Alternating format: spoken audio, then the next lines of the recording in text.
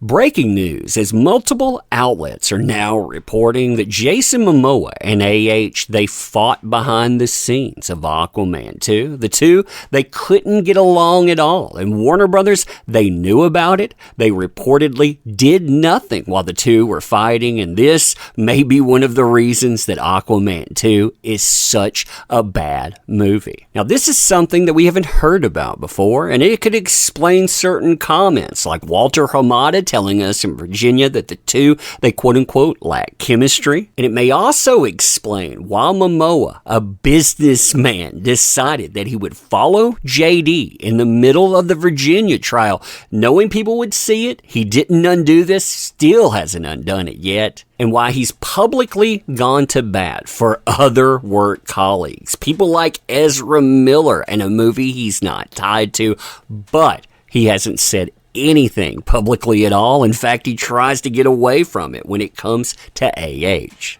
This would also work to explain why Jason Momoa was offered a way out when it comes to Aquaman. He's been offered a new character in Lobo, while she hasn't been offered anything. Essentially, they want this franchise to go away. They want her problems to go away, and it sounds like they're bigger than Virginia. You and I, we're going to talk about that today, too. Fun times, huh? Fun times indeed. All right, so hey there to all you fine folks on this fine day, by the way. I hope you are doing excellently. So this behind-the-scenes bombshell on Aquaman and Aquaman 2 is something that we've never heard before. I mean, we've heard about the lack of chemistry. We've heard rumors that have come out of the set about arguing and more, but we've never had headlines like this. Quote, Aquaman 2. Poor test screenings, a result of Jason Momoa and not getting along while shooting the DCU movie. WB reportedly knew the two were fighting, but did nothing. Now, the reports on this are fascinating too. Why? Because if true, and always be skeptical of this, but at the same time, you know that there were indeed problems. You can see evidence of it everywhere. But if true, the problems didn't start with Aquaman 2. They actually started with Aquaman. And actually gave statements about this. Quote, the two didn't really get along on the set of the movie. And even once mentioned that she got annoyed by Momoa's attitude. Now, these reports go on to mention, quote-unquote, conflicts of personality. You know how the two, they had differing personalities. I'm sure I can imagine what that means versus how put it. And they know that publicly, even brought some of this stuff up. But behind the scenes, it was so much worse. These weren't jokes that she was bringing up here. She had a real problem with Jason Momoa, which explains a lot. But listen to this here. She was annoyed by her co-host's attitude. Momoa allegedly tore pages from her books, and she wasn't having any of it. Quote, I got annoyed with him because on the set, I read books and I'm quiet. He's allergic to not making people laugh or keeping people engaged around him all the time.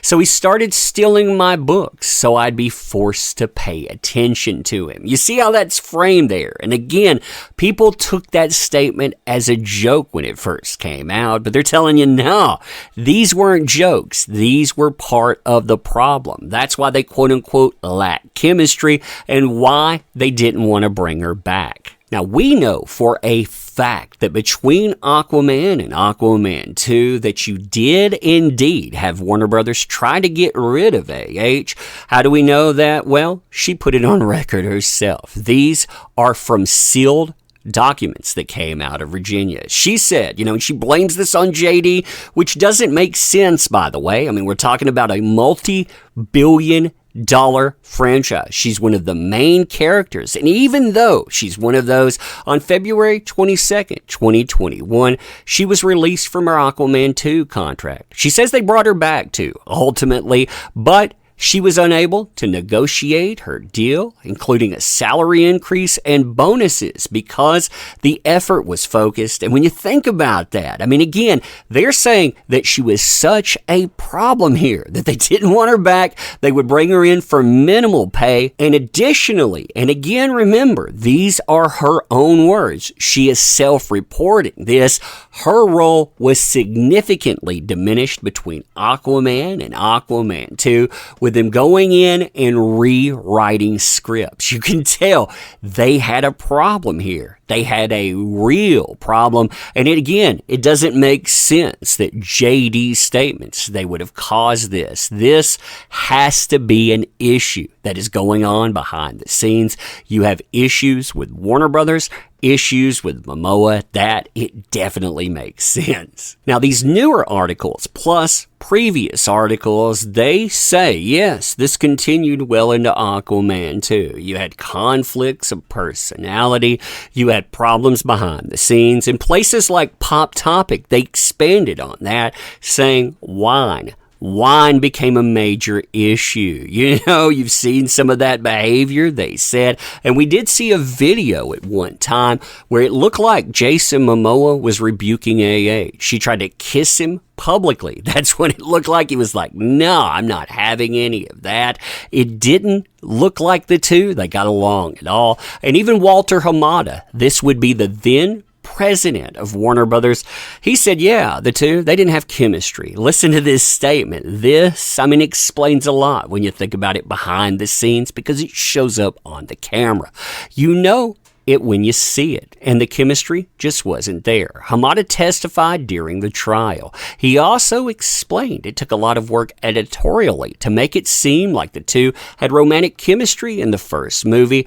There was a concern that it took a lot of effort to get there and would be better off recasting and finding someone who had more natural, better chemistry with Jason Momoa and move forward with that. Now, Jason Momoa commented through action on this, not words. He would never comment with words, I don't think, but his actions said plenty. How? Well, he followed JD during the trial while JD was on the stand. So he didn't back the brand. He didn't back the movie. He didn't back the co-star. He decided that he would follow somebody that was telling you a story about the actions of AH. That's interesting, right? He liked posts associated with this, telling you he was involved with seeing it. He was involved with hearing what happened. He was agreeing with some of this. That says a lot, too. And when you look at where this movie is right now, we have AH actively causing it problems. Again, if you didn't watch my last movie, she looks like she's going back to court. December the 12th, 2023, less than 2 weeks before this movie drops. Yeah, that says plenty too. But anyway, let me know what you think about this stuff. And as always, appreciate the heck out of you. You make it work. Thank you. Can't say that enough. Want to help the channel out? Share this. Make sure you're subscribed. Check out the links in the description. Also, want to thank you again. Appreciate you. Going to end here. See ya.